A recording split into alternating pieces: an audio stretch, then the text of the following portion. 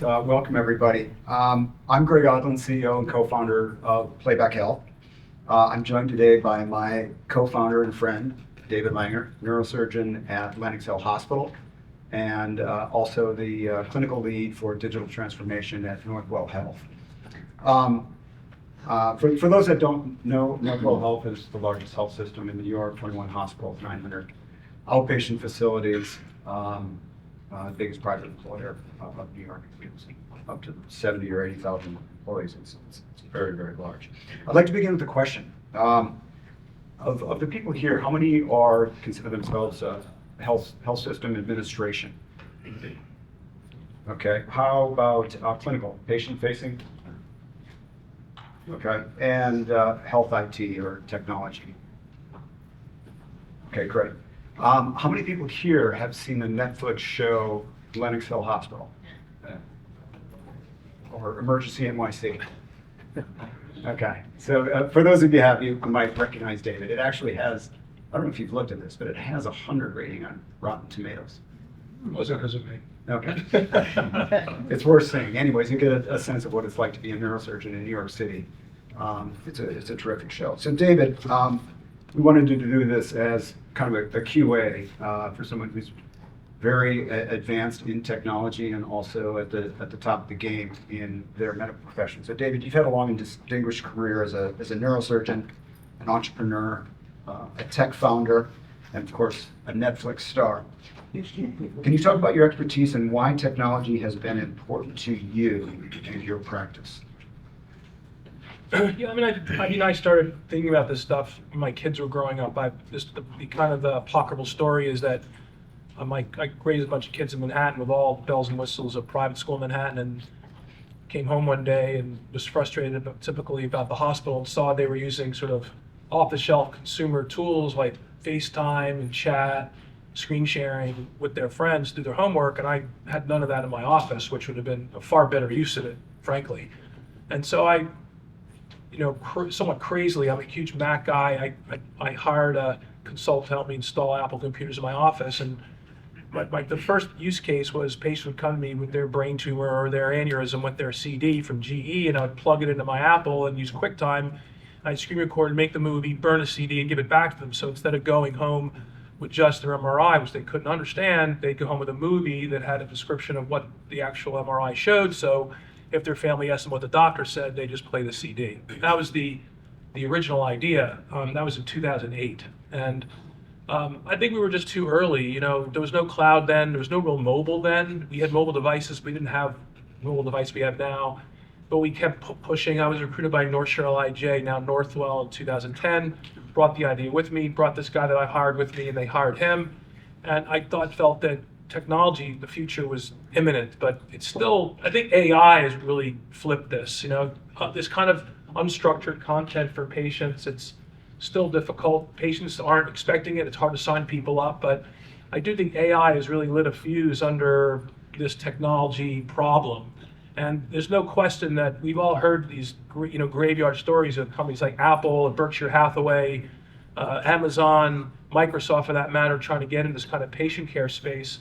And it's difficult, but I think the AI piece, to me, and I've seen with all the difficulties of getting kind of movies and videos and audios into patients' hands, the AI piece has really added, oxygen to this, and it's going to take off. I've seen it in my own practice how marvelous and how rapidly there's been an adoption of even the most rudimentary tools, and I think we're really just the beginning now. And there's no question we have to use these tools. It's who's going to provide them at the cheapest, safest, and most easiest to use, and go from there. It's interesting. We started Playback in 2018, and when we started at the time,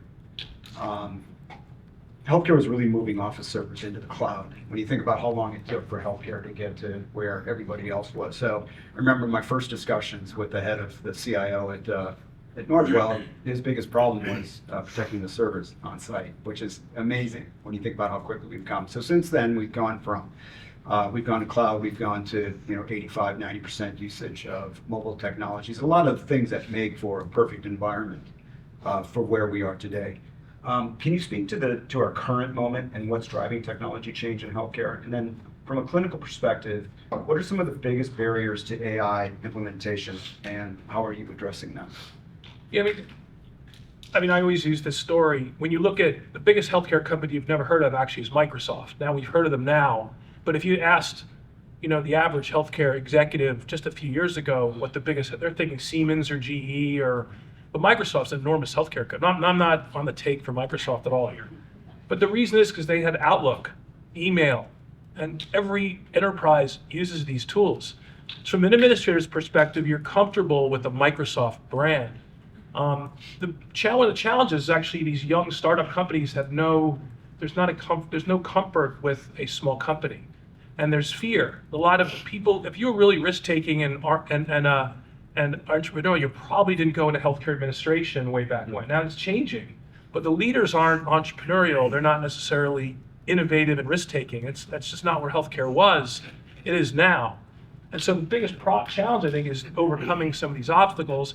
I do think that these companies like Microsoft are making this move, and yet you also have startups like us who are, trying to do something innovative, and I think the doctors need it.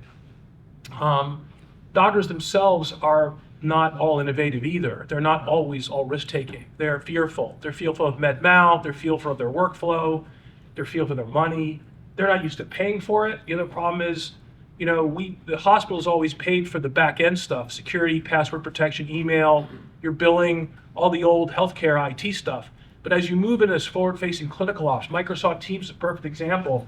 Hospitals are struggling with how to pay for that. Should the doctors pay for it? Doctors groups? Should the OCIO pay for it? Should the hospitals pay for it? And when you get even more into stuff like AI and things that are purely for the clinical side, there are real issues with budgeting. Like, how are we going to pay for this? And it's still expensive. And so that's the biggest, friction of adoption, at least at Northwell, is purely the budget. It's like, where do we fit this in? And you can't underestimate how difficult that is. Even if it's something like has a parachute analogy, like you can't live without this. If you're talking about licensing and like who's approving it, and like if the group that's paying for it's not benefiting from it directly, or if there's money to be made, but there are silos of budgeting where people don't see that green dot on their budget, you have a big problem. And I think that, to me, is a much bigger problem with technology adoption than anything else. You can have the greatest thing in the world, but you don't figure out how to, even each hospital system, I'd imagine, is a different budgeting process. So as an administrator, as a physician or a practitioner, or as a tech person, you have to be aware of these things. And we've learned this the hard way by failing. And we're still struggling with this problem. I don't have to tell you how difficult that's been for us. Yeah, I actually look at it a little bit different. That's good. Having lived in Northwell now for so many years, a lot of these obstacles are just because of the way that things get done, right? There's an assumption of do no harm, right? Emerging technology, just by its very name of it, that means risk. And so a lot of organizations don't want to take that risk. They'll take the incumbent. And I think what people are realizing now is that when you go this route of taking the incumbent, you're actually doing more harm than otherwise. And I think what I have found in this process of working certainly with Northwell and others, we've gone through COVID, and so that's accelerated a lot of the use of video and remote care and things of that nature. But when we've gone to this level to see how technology can empower clinicians to do more with less, it allows them to step over a lot of the tech debt that exists in healthcare today. And that's what I'm most excited about. They're constantly it's more of a cost plus type of model, right? You have a problem, you solve it with the tools you have, the people you have. What AI is enabling you to do in API connections, for the tech people out here, it's allowing you to jump over all of that tech debt. And for me, that's really super exciting because now we can go back to first principles thinking when you're trying to solve a lot of these issues, and we have great tech to do it. When we talk about Playback and what we're trying to do, what we say is we don't build the waves of technology. We actually build the surfboards to surf those waves of technology. The reason we use this analogy is because technology is happening so fast. If you continually try to build for anticipating where technology is going to be, you're going to lose. It's super expensive. But if you try to build tools that immediately help the clinicians that need them most and take advantage of the cost economics of advancing technology, then it gets really exciting. So I disagree with you a little bit though, because like I just looked at what Northville just did. They made a decision 20 years ago to go with all scripts, and it's been an abject failure, a disaster. It's not the worst EMR, but it's not nearly the best. And Northville just made $1 billion decision to convert to Epic. But if you think about it, like Epic's the best of breed theoretically, but it still is. It just scratches the surface of what EMR could do. It's still terrible for physicians. I mean, it's the best we have, and I got to use it. And doctors begrudgingly say, yeah, this is the best one. But if you had $1 billion, do you think you could build something like amazing? But there's not the risk. People can't take the risk. And when they made these decisions, the administrator, they're not buying this like they're working for an innovative company. They're just trying to not screw it up so that that when we have a 2% margin. I mean, they're not going to benefit if it's wildly successful. And why would you do that? I mean, why would you take a risk of trying something totally new that could have a 10% chance of failure or higher, and then be responsible for it? And then what's the upside? That we still have a 2% margin and we do this a little bit better? Or just buy Epic because that's what all the other big healthcare companies have, and I can't fail because Epic's not going to fail. And it's that kind of lemming behavior with everything. Like all our startups, we're in the same freaking boat because nobody, who uses you? Oh, nobody does? Oh, then we should use somebody else. And no one critically evaluates these things. So they don't want to be blamed because they're really not in charge. And I think that's why healthcare is so difficult. Doesn't mean it can't be solved, but that's why healthcare is so difficult.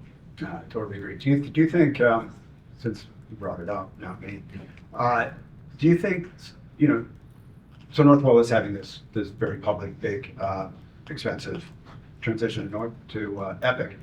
Do you feel like Epic is going to go directly to the heart of the issue that we see, which is clinical burnout? No. No.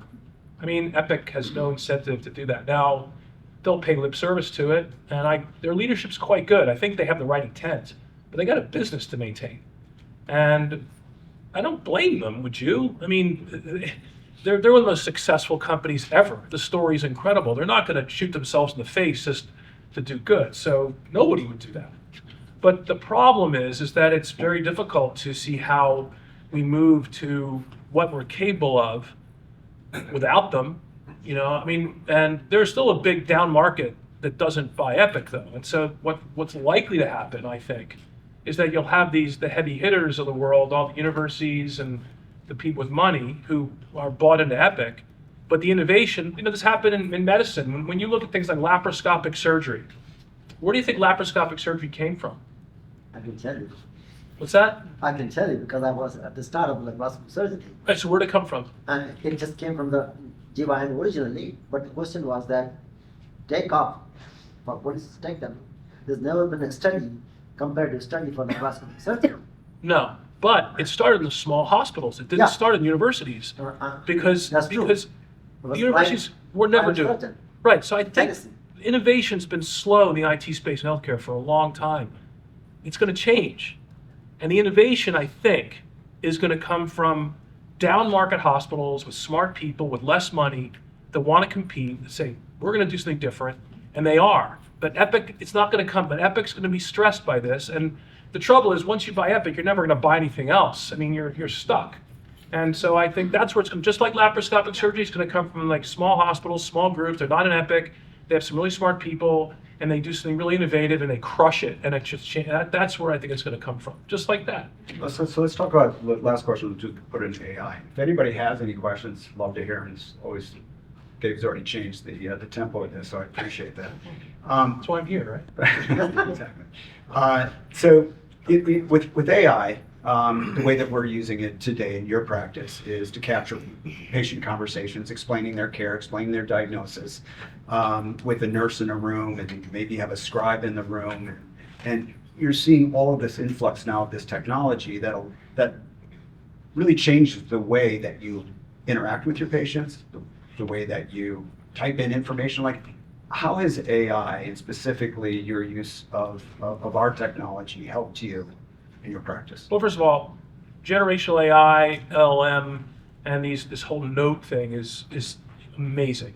It's huge. It's gonna, I mean, writing notes for physicians, starting when you're medical students, to residency, to attending, it's just a burden. And it has everything to do with the billing and the administrative side of healthcare, and very little to do with the actual patient care. Now, I'm a proceduralist, so I write my notes for myself or the lawyers that are going to sue me. I'm not really writing for anybody else because I just want to know what my plan is. And no one reads my notes except me or the lawyer, to be quite honest. Now, non-proceduralists, real doctors, often their culture is to write the note for someone else to read. So that's their brand. And so they're very kind of selfish and kind of protective of the way that people view them, how smart they are. They come up with a differential. Did they get the differential right? This starts when you're a medical student. And so the internist or the infectious disease doctor is way more sensitive to the output of an AI note than I am. I could, honestly, it's fine. Like, it might have some mistakes in it, it might have this, I don't care. I don't have to go sit and write it now and could redictate this. So there's this dichotomy between culturally what's gonna happen. The other problem is that I talked about earlier, with nursing especially, or ACPs. Nurses and ACPs, like PAs, are chronically have imposter syndrome. They are always pushed to the limits of their license at the point of care. And they're inherently uncomfortable with Q&A by patients and families very often, because they just don't have that, their culture. Like doctors, we know we're gonna fail. I know that I've failed multiple times along my way, and I've learned from my failures, and then I come back to it, and then I get feedback that's positive. Nursing isn't like that. They're afraid of failure, and they're afraid of being blamed. It's part of the problem of the way we're differently trained. So you can imagine, if you're a nurse, you don't want to record yourself because you're afraid of what you might not have said. Whereas physicians, like, screw it, you can record me, and it'll help me with my lawyer, it'll make my note for me, and so that threshold is totally different.